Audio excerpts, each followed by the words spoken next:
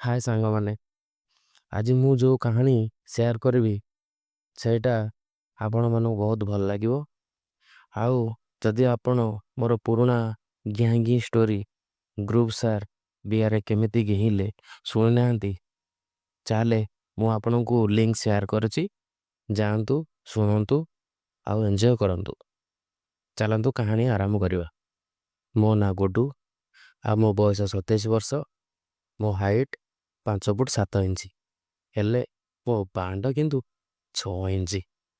ଯେତେବେଳେ ଆମେ ପିଲା ହେଇଥାଉ ସେତେବେଳେ ଆମକୁ କୌଣସି ଟେନସନ୍ ଜଣାପଡ଼େନି, କିନ୍ତୁ ଯେତେବେଳେ ବୟସ ବଢ଼େ ଆଉ ବୟସ ସହିତ ମୁଣ୍ଡ ଉପରେ ସେତେ ପ୍ରେସର ବି ବଢ଼େ, ତ ବୟସ ହେଇସାରିଲା ପରେ ମଣିଷକୁ ତା ଘରର ଦାୟିତ୍ୱ ବି ତା ଉପରେ ଭାରି ପଡ଼ିଯାଏ।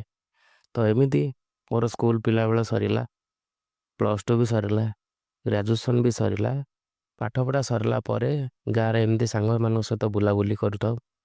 ତ ଏହି ସମୟରେ ସଡ଼ନ୍ ମୋତେ ଗୋଟେ ଦିନ କଲ୍ ଆସିଲା ଆଉ କହିଲେ ଆପଣଙ୍କୁ ଭୁବନେଶ୍ୱରରେ ଜବ୍ ହେଇଯାଇଛି, ଯାହାର ଦରମା 18,000 ଟଙ୍କା, 8 ଘଣ୍ଟାର ଡ୍ୟୁଟି। ଫାଇନାଲି ସେଇଦିନ ଆସିଗଲା। ମୁଁ ଭୁବନେଶ୍ୱର ଯିବା ସମୟ ହେଇଗଲା। ମୁଁ ଘର ଲୋକଙ୍କର ଆଶୀର୍ବାଦ ନେଇ ବସ୍ରେ ବସିଲି ଆଉ ଭୁବନେଶ୍ୱର ଗଲି। ମୋତେ ଭୁବନେଶ୍ୱର ଦିନ 11ଟାରେ ପହଞ୍ଚି ଜବ୍ରେ ଜଏନ୍ କରିବାର ଥିଲା। ହେଲେ ଯେଉଁ ବସ୍ରେ ମୁଁ ଯାଉଥିଲି ସେ ବସ୍ ଅଧା ରାସ୍ତାରେ ଖରାପ ହେଇଗଲା, ଯାହାଫଳରେ କି ମୁଁ 11ଟାରେ ପହଞ୍ଚିବା କଥା ମୁଁ ଆଉ ପହଞ୍ଚି ପାରିଲି ନାହିଁ। ମୁଁ ଭୁବନେଶ୍ୱରରେ ପହଞ୍ଚିଲା ବେଳକୁ ରାତି 7ଟା ହେଇଯାଇଥିଲା। ତ ମୁଁ ଯେଉଁ କମ୍ପାନୀରେ ଜଏନ୍ କରିଥାନ୍ତି ସେ କମ୍ପାନୀକୁ କଲ୍ କଲି ଆଉ କହିଲି ମୁଁ ଏବେ ଆସିକି ପହଞ୍ଚିଲି। ତ ସେମାନେ ମନା କଲେ, କହିଲେ ନା ଏତେ ରାତି ହେଲାଣି, ତୁମେ ଆଉ ଜଏନ୍ କରନାହିଁ, ତୁମେ ତା ପରଦିନ ସକାଳ 10ଟା ବେଳେ ଜଏନ୍ କରିବ। ତ ମୁଁ ଏତେ ରାତିରେ ଭୁବନେଶ୍ୱର ଏକା, ମୋତେ ବହୁତ ଡର ଲାଗୁଥାଏ।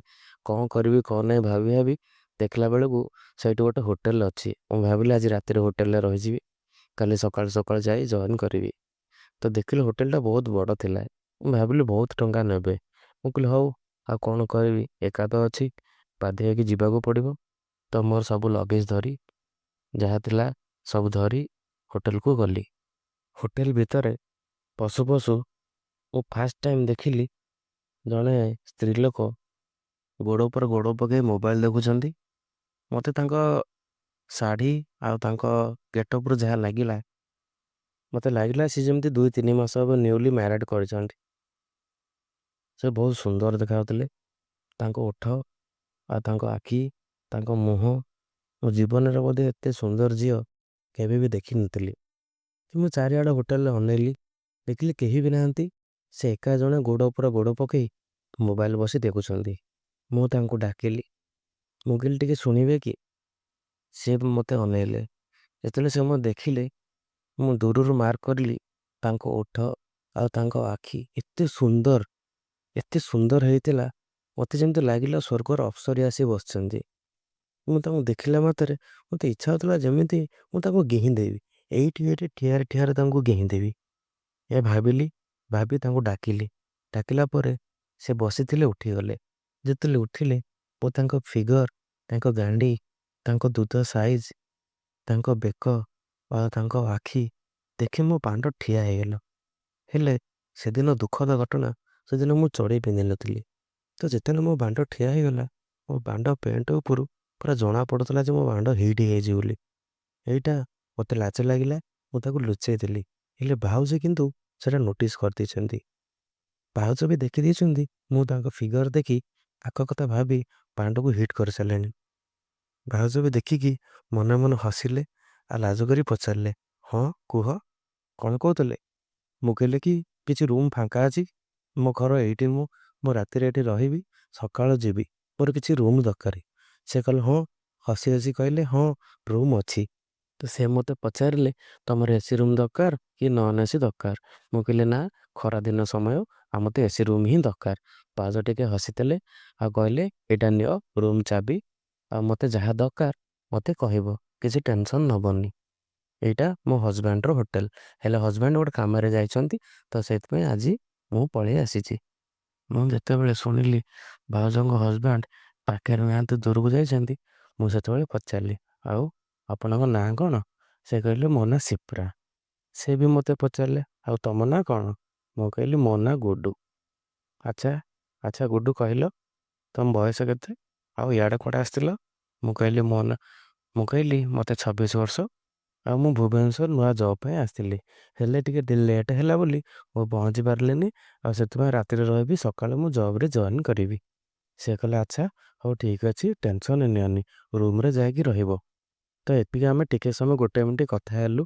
ମୁଁ ଭାଉଜଙ୍କ ମୁହଁ ଆଉ ତାଙ୍କ ଓଠ ଦେଖି ତାଙ୍କ କଥାରୁ ଯାହା ଲାଗିଲା, ଭାଉଜ ବି ମୋ ସହିତ ଗିଆ ଖାଇବା ପାଇଁ ଇଚ୍ଛା ଅଛି। ତାଙ୍କର ବି ମୋ ବଡ଼ ବାଣ୍ଡକୁ ଧରି ଗେଲ କରିବାକୁ ଆଉ ସେ ବାଣ୍ଡକୁ ତାଙ୍କ ବିହାରେ ପୁରେଇବା ପାଇଁ ସେ ପୁରା ଇଣ୍ଟରେଷ୍ଟ ଅଛନ୍ତି। ସେ ଟିକେ ସମୟ ଏମିତି କଥା ହେଲା ପରେ ମୁଁ ବି ଭାଉଜଙ୍କୁ କେମିତି ଘେହିବି, କେମିତି ଟିକେ ସୁଯୋଗ ମିଳିଲେ ତାଙ୍କ ପାଦଠୁ ଆରମ୍ଭ କରି ତାଙ୍କ ଦୁଧ ଯାଏଁ ତାଙ୍କ ଓଠ ସବୁ ଚାଟି ପକେଇବି, ମୁଁ ବି ମନେ ମନେ ଭାବୁଥାଏ। ଭାଉଜ ଟିକେ ସମୟ କଥା ହେଲା ପରେ ମୋତେ ମୋ ନାଁ ଧରି କହିଲେ, ଆରେ ଗୁଡୁ, କ'ଣ ଭାବୁଛ? ମୁଁ ପୁରା ଚମକି ପଡ଼ିଲି, କାରଣ ମୁଁ ପୁରା ଘିଆଁ ଘିଁ ଦୁନିଆରେ ପୁରା ଭାସି ଯାଇଥିଲି। ମୁଁ ପୁରା ଚମକି ପଡ଼ିଲି। ମୁଁ କହିଲି ନା, କିଛି ଭାବିନି। ଭାଉଜ କିନ୍ତୁ ହସିଥିଲେ। ସେ ମୋଠୁ ବୟସରେ ଯେହେତୁ ବଡ଼, ସେ ମୋ ମନରେ କ'ଣ ଚାଲିଛି ସେ ବି ସବୁ ଜାଣିପାରୁଥାନ୍ତି। ମୋତେ କହିଲେ, ହଉ ତମେ ଏତେ ବାଟରୁ ଆସିଲଣି ବସ୍‌ରେ, ତମେ ଟାୟାର୍ଡ଼ ହେଇଯାଇଥିବ, ଯାଅ ରୁମ୍‌ରେ ଫ୍ରେଶ୍ ହେଇଯାଅ। ଆଉ ମୋ ନମ୍ବର ରଖିଛ, ଯଦି କିଛି ବି ଅସୁବିଧା ହୁଏ, କିଛି ବି ଦରକାର ହୁଏ, ତାହେଲେ ମୋତେ କଲ୍ କରିବ। ମୁଁ ହସିଦେଲି ଆଉ ମୁଁ ବି ରୁମ୍‌କୁ ଚାଲିଗଲି। ମୋ ଚାବି ଧରି ସିଧା ମୋ ରୁମ୍‌କୁ ଚାଲିଗଲି। ରୁମ୍‌କୁ ଗଲା ପରେ ରୁମ୍ ଖୋଲିକି ଦେଖିଲି ତ ରୁମ୍‌ଟା ବହୁତ ସୁନ୍ଦର। ମୋତେ ଯେମିତି ଲାଗିଲା ଆଜି ବୋଧେ ଏଇଟା ମୋର 4th ନାଇଟ୍ ଆଜି ହବ। ତ ମୁଁ ମୋର ଲଗେଜ୍ ଥୋଇଲି ଆଉ ସିଧା ବାଥରୁମ୍ ଯାଇ ଟିକେ ଫ୍ରେଶ୍ ହେଇଗଲି। ରୁମ୍‌ରେ ଫ୍ରେଶ୍ ହେଲା ପରେ ମୋ ରୁମ୍‌ରେ ଥିବା ଧଳା ଟାୱେଲ୍‌ଟି ପିନ୍ଧିଲି ଆଉ ଖଟ ଉପରେ ବସିଲି। ଖଟ ଉପରେ ବସିଲା ପରେ ମୋ ଆଖି ଆଗରେ ଭାଉଜଙ୍କର ସେ ଫିଗରଟା ନାଚି ଉଠୁଥାଏ। ମୁଁ କ'ଣ କରିବି ବହୁତ ଭାବିଲି। ବହୁତ ଭାବିଲା ପରେ ସଡନ୍ ମୋର ମନେ ପଡ଼ିଗଲା, ଭାଉଜଙ୍କ ନମ୍ବର ମୋତେ ଦେଇଛନ୍ତି। ମୁଁ କେମିତି କଲ୍ କରିବି, କ'ଣ କଲ୍ କରିବି ବହୁତ ଭାବିଲି। ବହୁତ ବି ଡରୁଥିଲି। ମୁଁ କହିଲି କାଳେ କିଛି କହିବେ କି? ମୁଁ ତ ଏଇ ଜାଗାରେ ନୂଆ ନା, କାଳେ କିଛି ଯଦି ଅସୁବିଧା ହେଇଯିବ, କ'ଣ କରିବି? ଏ କଥା ଭାବି ମନ ଦୁଃଖ କରି ବସିଲି। ଟିକେ ସମୟ ବସିଲା ପରେ ମୋ ମନ ଆଉ ବୁଝିଲାନି। ମୁଁ କହିଲି ନା, ଯାଉଛି ଆଜି ଫୋନ୍ କରିବି। ଫୋନ୍ କରିବି, କଥା ହେବି, ଦେଖିବା କ'ଣ ସେ କିଛି କହୁଛନ୍ତି। ପାଖରେ ସିନା ତାଙ୍କ ନମ୍ବର ଥିଲା, ହେଲେ ମୋ ମନରେ ବହୁତ ଡର ଥିଲା। ହେଲେ ଡରକୁ ପଛରେ ପକାଇ ମୁଁ ଫାଇନାଲି ତାଙ୍କୁ କଲ୍ କଲି। କଲ୍ କଲି, କଲ୍ ରିଙ୍ଗ୍ ହେଲା, ଲଙ୍ଗ୍ ରିଙ୍ଗ୍ ହେଲା। ହେଲା ପରେ ସେ ମୋତେ ରିସିଭ୍ କଲେ ନାହିଁ। ମୁଁ ମନେ ମନେ ବହୁତ ମନ ଦୁଃଖ ହେଲା। ଏହା ଭାବି ମୁଁ ଖଟରେ ଟିକେ ଶୋଇପଡ଼ିଲି। ଜଷ୍ଟ ଟିକେ ଶୋଇଛି, 1 ମିନିଟ୍ ହେଇଛି, ତାଙ୍କ ନମ୍ବରରୁ ମୋତେ କଲ୍ ଆସିଲା। ପଚାରିଲେ, ହଁ କିଏ? ମୁଁ କହିଲି, ସେ ଆଉ ଶିପ୍ରା ଭାଉଜ, ମୁଁ ଗୁଡୁ କହୁଛି। ସେ କହିଲେ, ହଁ ଗୁଡୁ, କୁହ, କ'ଣ କହୁଥିଲ? ମୁଁ କହିଲି, ନା ମୋତେ କିଛି ଭଲ ଲାଗୁନି। ଏକା ଏକା ମୁଁ କେବେ ଘରେ ଶୋଇନି ତ ସେଥିପାଇଁ ଏକା ଏକା ଭାରି ଡର ଲାଗୁଛି। କ'ଣ କରିବି? ସେଥିପାଇଁ ନମ୍ବର ଦେଇଥିଲେ ତ ମୁଁ ତମକୁ ଟିକେ ଫୋନ୍ କରିଦେଲି। ସେ କହିଲେ, ହଉ ହଉ, ଆଉ କୁହ, କ'ଣ କହୁଥିଲ? ପାଣି ଦରକାର କି? ମୁଁ କହିଲି, ନା ନା, କିଛି ଦରକାର ନାହିଁ। ମୁଁ ସେମିତି ଫୋନ୍ କରିଥିଲି ଟିକେ କଥା ହେବା ପାଇଁ। ତ ଟିକେ ସମୟ ଏମିତି କଥା ହେଲା ପରେ ସଡନ୍ ମୋ ରୁମ୍‌ର କଲିଂ ବେଲ୍ ବାଜିଲା। ମୁଁ ଉଠିକି ଦେଖିଲି କିଏ ବୋଲି।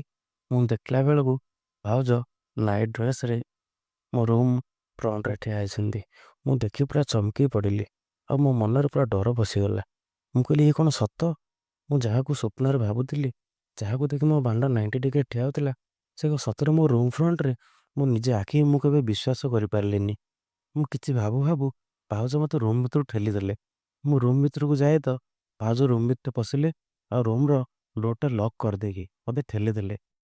ତ ମୁଁ ଯେ ଟାୱେଲ୍ ପିନ୍ଧିଥିଲି, ସେ ଟାୱେଲ୍‌ଟା ଗଳି ପଡ଼ିଲା। ମୁଁ ପୁରା ନଙ୍ଗଳା ହେଇ ରୁମ୍‌ରେ ଠିଆ ହେଇଛି। ଭାଉଜ ମୋତେ ଠେଲି ଦେଇ ମୋ ବେଡ୍ ଉପରୁ ପକେଇ ଦେଇ ମୋ ଉପରକୁ ଡେଇଁ ପଡ଼ିଲେ। ଭାଉଜ ଯେତେବେଳେ ଡେଇଁ ପଡ଼ିଲେ, ମୋ ବାଣ୍ଡ ପୁରା 90 ଡିଗ୍ରୀ ପୁରା ଠିଆ, ପୁରା ମୋଟା ହେଇଯାଇଛି, ପୁରା ହାର୍ଡ଼ ହେଇଯାଇଛି। ଭାଉଜ ମୋ ଉପରେ ଶୋଇପଡ଼ିଲେ। ମୋ ଆଖି ଖୋଲିଲା ବେଳକୁ ଖଟ ଉପରେ ଆଉ ଭାଉଜ ମୋ ଛାତି ଉପରେ, ଆଉ ମୋ ଛାତି ଉପରେ ଭାଉଜଙ୍କର ବଡ଼ ବଡ଼ କଖାରେ ଅଳି ଦୁଦୁ।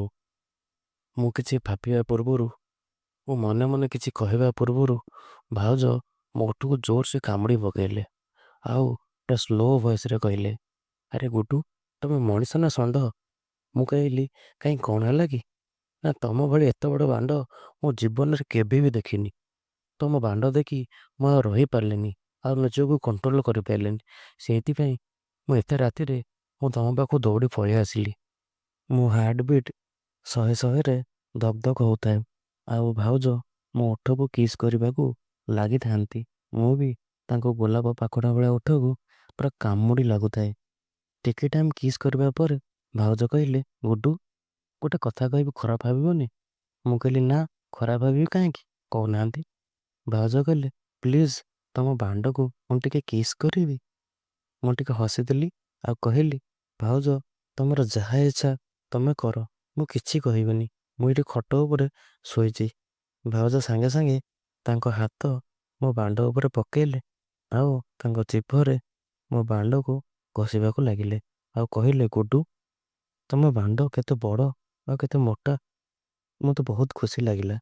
ମୁଁ ବି କେବେ ମୋ ଗାଁ ଛାଡ଼ିକି ବାହାରକୁ ଆସିନି କି ଏତେ ସୁନ୍ଦରୀ ସ୍ତ୍ରୀକୁ କେବେ ମୁଁ ଏତେ ପାଖରେ ଦେଖିନି। ମୁଁ ପୁରା ବିକଳିଆ ହେଇକି ଥିଲି। ଆଜି ଭାଉଜର ଗିହିବି ଆଉ ଗିହିକି ତା ବିଆ ଫୁଟେଇବି, ଏତିକି ଭାବିଲି ଆଉ ତାଙ୍କ ବଡ଼ ବଡ଼ ଦୁଧକୁ ଜୋରସେ କାମୁଡ଼ିବାକୁ ଲାଗିଲି। ତାଙ୍କ ନିପଟ ପୁରା ପିଙ୍କ କଲର୍ ଥିଲା ଆଉ ମୁଁ ତାକୁ ମୋ ଜିଭରେ ପୁରା ଚୁଚୁମିବାକୁ ଲାଗିଲି। ଆଉ ଭାଉଜ ବି ତାଙ୍କ ହାତରେ ମୋ ବାଣ୍ଡ ସହିତ ଖେଳିବାକୁ ଲାଗିଲେ। ଛୋଟ ଛୁଆମାନେ ଯେମିତି ଛୋଟ ଖେଳନା ପାଇଗଲେ ଖୁସି ହେଇଯାଆନ୍ତି, ଠିକ୍ ସେହିପରି ଭାଉଜ ବି ମୋ ବାଣ୍ଡକୁ ପାଇଁ ବହୁତ ଖୁସି ହେଇଗଲେ। ଭାଉଜ ମୋ ବାଣ୍ଡକୁ ତାଙ୍କ ଜିଭରେ ଛୁମିଲେ ଆଉ ମୋ ବାଣ୍ଡକୁ ଖାଲି ଆଗ ପଛ କରିବାକୁ ଲାଗିଲେ। ଏତେ ଜୋରସେ ମୋ ବାଣ୍ଡକୁ ହଲେଇଲେ ମୁଁ ଭାବିଲି ମୋ ବାଣ୍ଡ ବୋଧେ ଆଜି ଛିଡ଼ିଯିବ। ହେଲେ ଭାଉଜ ତାକୁ ସ୍ମୁଥଲି ଛୋଟ ଛୁଆମାନେ ଖେଳିଲା ଭଳିଆ ତାକୁ ଆଗ ପଛ କରିଲେ। ମୋ ବାଣ୍ଡକୁ ପୁରା ତାଙ୍କ ଜିଭରେ ଚୁଚୁମି ତାକୁ ପୁରା ତଣ୍ଟି ଯାଏଁ ପୁରେଇ ଚାଲିଲେ। ମୋତେ ଲାଗିଲା ମୋ ବାଣ୍ଡ ଏତେ ଗରମ ଆଉ ଏତେ ହିଟ୍ ହେଇଯାଇଥିଲା, ମୁଁ ନିଜକୁ କେବେ ବିଶ୍ୱାସ କରିପାରିଲିନି ଏଇଟା ମୋ ବାଣ୍ଡ ନା ଆଉ କାହା ବାଣ୍ଡ। ମୋ ବାଣ୍ଡ ମୋ ଜୀବନରେ ସବୁ ଏତେ ହିଟ୍ ହେବାର ମୁଁ ବି କେବେ ଦେଖିନଥିଲି। ସେ ଭାଉଜ ମୋ ବାଣ୍ଡକୁ ଆଇସ୍କ୍ରିମ୍ ଭାବି ପୁରା ଚୁଚୁମି ଚାଲିଲେ ଆଉ ବାଣ୍ଡର ସବୁ ରସ ବାହାରିଲା ଯାଏଁ ତାକୁ ପୁରା ଚୁଚୁମି ଚାଲିଲେ। ମୁଁ ମନେ ମନେ ଆଜି ଭାବିଲି, ମୁଁ କହିଲି ଆଜି ବୋଧେ ମୁଁ ଆଉ ଗିହିଁ ପାରିବିନି। ଭାଉଜ ବୋଧେ ମୋ ବାଣ୍ଡ ଖାଇକି ଆଜି ସବୁ ବୁଝ କାଢ଼ିଦେବେ। ଏତିକି କହିଲା ପରେ ମୁଁ ଆଉ ନିଜକୁ କଣ୍ଟ୍ରୋଲ କରିପାରିଲିନି। ମୁଁ ଭାଉଜଙ୍କୁ ହେଲି ଖଟରେ ପକେଇଦେଲି ଆଉ ଖଟରେ ପକେଇ ତାଙ୍କୁ ପୁରା ନଙ୍ଗଳା କରିଦେଲି। ପୁରା ନଙ୍ଗଳା କରିସାରିଲା ପରେ ଭାଉଜ ଗୋଟେ ହାତେ ମୋ ବାଣ୍ଡକୁ ଧରିଥାନ୍ତି ଆଉ ମୁଁ ତାଙ୍କୁ ଶୁଆଇ ତାଙ୍କ ମୁହଁକୁ ପୁରା କିସ୍ କରି ଚାଲିଲି। ତାଙ୍କ ମୁହଁକୁ କିସ୍ କରି ଚାଲିଲା ପରେ ତାଙ୍କ କାନ, ତାଙ୍କ ବେକ ଆଉ ଦୁଇ ଦୁଧକୁ ମିଶେଇ ଦୁଇ ପଟକୁ ପୁରା କାମୁଡ଼ିବାକୁ ଲାଗିଲି। ଏମିତି କାମୁଡ଼ିଲି, ଭାଉଜ କହିଲେ, ଏତେ ଜୋରେ କ'ଣ କାମୁଡ଼ୁଛ? କ'ଣ ଦୁଧକୁ ଖାଇଦେବ ନା କ'ଣ? ମୁଁ କହିଲି, ଆଜି ଖାଇକି ଛିଡ଼େଇ ଦେବି ସବୁ ଦୁଧ ଆଜି ତମର। ଏତିକି କହିଲା ପରେ ଭାଉଜ କହିଲେ, ତମେ ଯାହା କରିବା କଥା କର। ଏତିକି ଏତିକି ଶୁଣି ମୁଁ ପୁରା କସି ହେଇଗଲି ଆଉ ତାଙ୍କ ଦୁଧକୁ ପୁରା ଚିପିଲି, ଏମିତି ଚିପିଲି ଯେମିତି କ୍ଷୀର ବାହାରି ପଡ଼ିବ। ପୁରା ଚିପି ଚାଲିଲି। ବହୁତ ସମୟ ଚିପିଲା ପରେ ଭାଉଜ କହିଲେ, ମୁଁ ଦୁଧକୁ ପରେ କାମୁଡ଼ିକି ଖାଇଯାଅ। ମୁଁ ତାଙ୍କ ଦୁଧକୁ ପୁରା ଦାନ୍ତ ଲଗେଇ କାମୁଡ଼ି ଚାଲିଲି। ଟିକେ ସମୟ ଦୁଧ କାମୁଡ଼ିଲା ପରେ ଭାଉଜ ମୋ ମୁଣ୍ଡକୁ ଠେଲିଦେଲେ। ମୁଁ ତାଙ୍କ ନାହିକି ଚୁଚୁମିବାକୁ ଚାଲିଲି। ତାଙ୍କ ନାହିରେ ଛେପ ପକାଇ ତାକୁ ପୁରା ଚୁଚୁମିବାକୁ ଲାଗିଲି। ଟିକେ ସମୟ ତାଙ୍କ ନାହିକୁ କିସ୍ କଲା ପରେ ଭାଉଜ କିନ୍ତୁ ମୋ ବାଣ୍ଡକୁ ଛାଡ଼ୁନଥାନ୍ତି। ସେମିତି ତାଙ୍କର ଗୋଟେ ହାତରେ ବାଣ୍ଡକୁ ଧରିଥାନ୍ତି, ଯେମିତି ମୋ ବାଣ୍ଡ କୁଆଡ଼େ ପଳେଇବ। ଏମିତି ଟିକେ ସମୟ କିସ୍ କଲା ପରେ ଭାଉଜ କହିଲେ, କ'ଣ ଖାଲି କିସ୍ କରିବ ଆଉ କିଛି କରିବନି? ଭାଉଜ ଗୋଟେ ହାତରେ ମୋ ବାଣ୍ଡକୁ ଧରିଲେ ଆଗ ପଛ କରିଥିଲେ, ଆଉ ଗୋଟେ ହାତର ଆଙ୍ଗୁଠି ତାଙ୍କ ବିଆ ଭିତରେ ପୁରେଇ ସଲସଲ କରିଥିଲେ। ମୁଁ ଦେଖି ମୁଁ ଆଉ ସମ୍ଭାଳି ପାରିଲିନି, ଆମ ବାଣ୍ଡକୁ ତାଙ୍କ ବିଆରେ ଖାଲି ଘଷି ଚାଲିଲି। ଟିକେ ସମୟ ଘଷିଲା ପରେ ଭାଉଜ କହିଲେ, ଗୁଡ ଅପେକ୍ଷା କରନି, ଜଲ୍ଦି ପୁରେଇ ଦେ ଭିତରେ। ମୁଁ ଯେତେବେଳେ ବାଣ୍ଡକୁ ପଶୁକୁ ଆଣି ପୁରା ଜୋରସେ ବିଆ ଭିତରେ ପୁରେଇ ଦେଇଛି, ଭାଉଜ ଚିତ୍କାର କରି ମୋତେ ପୁରା କୁଣ୍ଢାଇ ପକେଇଲେ। କହିଲେ, ଗୁଡୁ ଇଏ କ'ଣ କରୁଛ? ଆଜି କ'ଣ ମୋତେ ଗିହିଁକି ମାରିଦେବ ନା କ'ଣ? ଏତିକି କହିକି ମୁଁ ଭାଉଜକୁ ଗିହିଁ ଚାଲିଲି। ମୁଁ ଯେତେ ଜୋରେ ଭାଉଜକୁ ଗିହିଁ ଚାଲିଲି, ଭାଉଜ ସେତେ ଜୋରେ ଖାଲି ଚିତ୍କାର କଲେ। କହିଲେ, ଆହୁରି ଜୋରସେ କର, ଆହୁରି ଜୋରସେ କର, ଆହୁରି ଜୋରସେ କର। ମୁଁ ତାଙ୍କୁ ମୁଁ ନଟେ ସ୍ପିଡ଼ରେ ପୁରା ଗିହିଁ ଚାଲିଲି। ଏତେ ଜୋରେ କେହିଲି, ଭାଉଜ କହିଲେ, ଗୁଡୁ ତମ ଦେହରେ ଯେତିକି ବଳ ଅଛି ଆଜି ସବୁ ମୋ ଉପରେ ଆଜି ପ୍ରୟୋଗ କରିଦିଅ। ମୁଁ ତାଙ୍କ ବିଆରେ ପୁରା ଗିହିଁ ଚାଲିଲି। ଏତେ ଜୋରେ କେହିଲି, ଭାଉଜ କହିଲେ, ମୋ ସ୍ୱାମୀ ବି ମୋତେ ଏତେ ଖୁସି ଦିଏନି, ତମେ ଆଜି ମୋତେ ଯେତେ ଖୁସି ଦେଲ। ତମର ସେଇଟା ବାଣ୍ଡ ନା ଷଣ୍ଢ ବାଣ୍ଡ? ଏତେ ବଡ଼ ବାଣ୍ଡ ମୋ ବିଆରେ ପଶିବ, ମୁଁ ବଞ୍ଚିବି ତ? ହେଲେ ମୁଁ ସବୁ କଥା ଶୁଣୁନଥାଏ। ମୁଁ କିନ୍ତୁ ମୋ ଗିହିବାରେ ଲାଗିଥାଏ।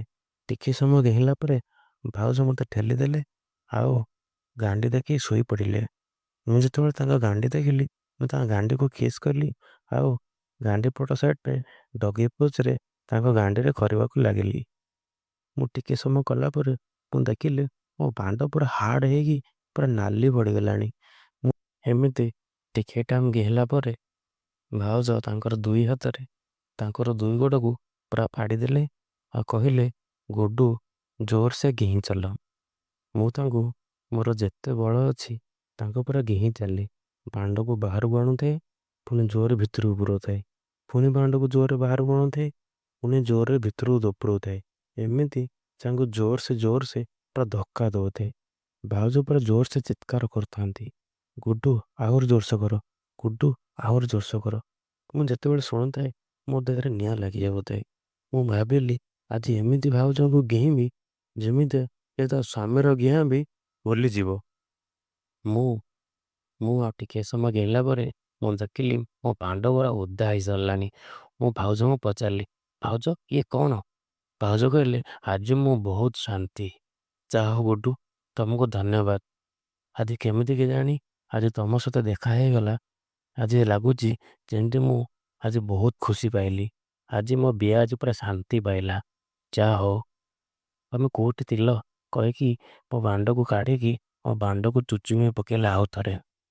ମୋ ବାଣ୍ଡକୁ ଚୁଚୁମି ପକେଇଲେ ଆଉ କହିଲେ, ତମେ ମୋ ଦୁଧ ମଝିରେ ବାଣ୍ଡକୁ ଘଷ।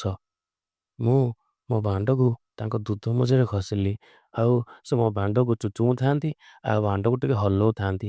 ଏମିତି ଟିକେ ସମୟ ଚୁଚୁମିଲା ପରେ ମୋ ବୀଜ ତାଙ୍କ ପାଟିରେ ବାହାରି ପଡ଼ିଲା। ମୁଁ ପୁରା ମୁଁ ପୁରା ମୋ ଦେହ ପୁରା ଶୀତେଇ ଯାଉଥାଏ। ତଥାପି ବୀଜ ବାହାରୁଥାଏ, ତଥାପି ଭାଉଜ ମୋ ବାଣ୍ଡକୁ ହଲେଇଥାନ୍ତି। ମୋ ଦେହ ପୁରା ଶୀତେଇ ଯାଉଥାଏ। ଭାଉଜ ମୋ ବାଣ୍ଡକୁ ଚୁଚୁମି ସବୁ ବୀଜ କାଢ଼ିଦେଲେ। କାଢ଼ିଦେଲା ପରେ ବି ଭାଉଜଙ୍କର ମନ ଶାନ୍ତି ହେଇନଥାଏ କି ମୋ ବାଣ୍ଡ ବି ଏବେ ବି 90 ଡିଗ୍ରୀ ହିଟ୍ ହେଇକି ଅଛି। ଭାଉଜ କହିଲେ, ଆରେ ଇଏ କ'ଣ? ଇଏ କ'ଣ ଶୋଇବନି ନା କ'ଣ? ମୁଁ କହିଲି, ନା, ସେ ଆଉ ଥରେ କରିବାକୁ ଚାହୁଁଛି। ଭାଉଜ କହିଲେ, କ'ଣ ଆଜି ମୋତେ ମାରିଦେବ ନା କ'ଣ? ଏତିକି କହିକି ମୁଁ ଭାଉଜଙ୍କୁ ଠେଲିଦେଲି ଆଉ ପୁଣି ତାଙ୍କ ବିଏରେ ମୋ ବାଣ୍ଡକୁ ଆଉ ଥରେ ପୂରେଇ ଦେଲି। ଭାଉଜ କହିଲେ, ଆରେ ରୁହ, ମୁଁ ମରିଯିବି, ମୋ ଦେହରେ ଆଉ ଜୀବନ ନାହିଁ। ଭାଉଜ ଯେତେ ମନା କରୁଥାନ୍ତି ମୁଁ ତାଙ୍କ ହାତକୁ ଜାବୁଡ଼ି ତାଙ୍କୁ ଗୋଡ଼କୁ ଫାଡ଼ି ପୁଣି ମୋ ବାଣ୍ଡକୁ ଭିତରେ ପୂରେଇ ସାରିଲି। ମୋର 2 ମିନିଟ୍ 3 ମିନିଟ୍ ଗିଇଁ ସାରିଲା ପରେ ମୋ ବାଣ୍ଡରୁ ଆଉ ଥରେ ବୀଜ ବାହାରି ପଡ଼ିଲା। ଆଉ ଥରେ ଯେବେ ବୀଜ ବାହାରିଲା ମୁଁ ସବୁ ବୀଜ ତାଙ୍କ ପେଟ ଉପରେ ପକେଇଦେଲି। ଭାଉଜ ସବୁ ବୀଜକୁ ତାଙ୍କ ପେଟ ଆଉ ତାଙ୍କ ଦୁଧରେ ସବୁ ମାଲିସ କରି ବୋଳିଦେଲେ। ମୋ ଦେହରେ ଆଉ ଜୀବନ ନଥାଏ। ମୁଁ ଖଟ ଉପରେ ପୁରା ଫ୍ଲାଟ୍ ହେଇକି ପଡ଼ିଲି ଆଉ ଭାଉଜ ବି ମୋ ଛାତି ଉପରେ ମୁଣ୍ଡ ଧୋଇ ଶୋଇଲେ ଆଉ ଗୋଟେ ହାତରେ ମୋ ବାଣ୍ଡକୁ ଧରିଲେ। କହିଲେ, ତମେ ଯୁଆଡ଼େ ଯାଉଛ ଯାଅ, ହେଲେ ବାଣ୍ଡକୁ ମୋତେ ଦେଇକି ଯାଅ। ମୁଁ ହସିଲି ଆଉ ଟିକେ ନିଦ ଲାଗିଲା। ମୁଁ ଟିକେ ଶୋଇପଡ଼ିଲି। ସିପ୍ରିୟା ଭାଉଜଙ୍କୁ ଦୁଇଥର ଘିଇଲା ପରେ ମୁଁ ବହୁତ ହାଲିଆ ହେଇଯାଇଥିଲି। ତ ସେଇଥିପାଇଁ ମୁଁ ଖଟରେ ଶୋଉ ମୋତେ ହାଲକା ନିଦ ପଳେଇ ଆସିଲା ଆଉ ମୁଁ ବି କିଛି ଜାଣିନି ମୋତେ ନିଦ ହେଇଗଲା। ତ ଏମିତି ଶୋଇପଡ଼ିଛି ଆଉ ମୋ ନିଦ ସକାଳ 4ଟାରେ ମୋ ନିଦ ଭାଙ୍ଗିଲା। ନିଦ ଭାଙ୍ଗିଲା ବେଳକୁ ମୁଁ ଦେଖିଲି ମୋ ଚାରିପଟେ କେହି ନାହାନ୍ତି। ମୁଁ ଏକା ନଙ୍ଗଳା ମଙ୍ଗଳା ହେଇ ଶୋଇଛି। ମୁଁ ରୁମ୍‌ର ଚାରିଆଡ଼େ ଖୋଜିଦେଲି, ଦେଖିଲି ରୁମ୍‌ରେ କେହି ବି ନାହାନ୍ତି। ମୁଁ ମନେ ମନେ ଭାବିଲି, ଭାଉଜ ବୋଧେ ପଳେଇଲେ। ମୁଁ ମୋ ମନକୁ ବୁଝେଇଲି ଆଉ ମୁଁ ଗାଧେଇ ମୋ ଲଗେଜ୍ ପ୍ୟାକିଂ କରି 6:30ଟାରେ ମୋ ରୁମ୍‌ରୁ ଚେକ୍ ଆଉଟ୍ କଲି। ମୁଁ ଭାବିଲି କାଳେ ଭାଉଜଙ୍କ ସହିତ ବାହାରେ ଦେଖା ହେଇଯିବ କି? ହେଲେ ଦେଖିଲା ବେଳକୁ ଭାଉଜର କିଛି ବି ନାମ ନିଶାନ ନଥିଲା। ସେ କୁଆଡ଼େ ପଳେଇଥିଲେ। ଆଉ ଦେଖିଲି ରିସେପ୍ସନ୍ କାଉଣ୍ଟରରେ ଜଣେ କିଏ ପୁରୁଷ ଠିଆ ହେଇଛନ୍ତି। ମୁଁ ତାଙ୍କୁ ମୋର ଲକର୍ କି, ମୋର ରୁମ୍ କି ତାଙ୍କୁ ହ୍ୟାଣ୍ଡ ଓଭର୍ କଲି ଆଉ ମୁଁ ଭାବିଲି ଇଏ ବୋଧେ ତାଙ୍କ ସ୍ୱାମୀ ଯିଏକି କାମରେ ପଳେଇଥିଲେ। ହେ ମୋ ମନ ବହୁତ ଦୁଃଖ ହେଇଗଲା। ଦୁଃଖ ହେଇ ମୋ ମନ ଭାଙ୍ଗିଗଲା। ମୁଁ ଭାବିଲି ଯେମିତି ରାତିରେ ସ୍ୱପ୍ନ ଦେଖୁଥିଲି ଆଉ ସକାଳ ହଉ ହଉ ମୋ ସ୍ୱପ୍ନ ସବୁ ଭାଙ୍ଗିଗଲା। ଏହିଭଳି ଭାବରେ ମୋ ଜୀବନର ଛୋଟ କାହାଣୀ ଆପଣଙ୍କ ସହିତ ସେୟାର କଲି। ଆଶା କରୁଛି ଆପଣଙ୍କୁ ବହୁତ ଭଲ ଲାଗିଥିବ। ଯଦି ଆପଣମାନେ କିଛି ନିଜ ହିସାବରେ ଶୁଣିବା ପାଇଁ ଚାହୁଁଛନ୍ତି ତାହେଲେ ମୋତେ କମେଣ୍ଟ କରନ୍ତୁ। ମୋ ଟେଲିଗ୍ରାମ ଚ୍ୟାନେଲରେ ଜଏନ୍ କରନ୍ତୁ ଆଉ ମୋ ଚ୍ୟାନେଲକୁ ଆଗାମୀ ଭିଡ଼ିଓ ପାଇଁ ସବସ୍କ୍ରାଇବ୍ କରନ୍ତୁ।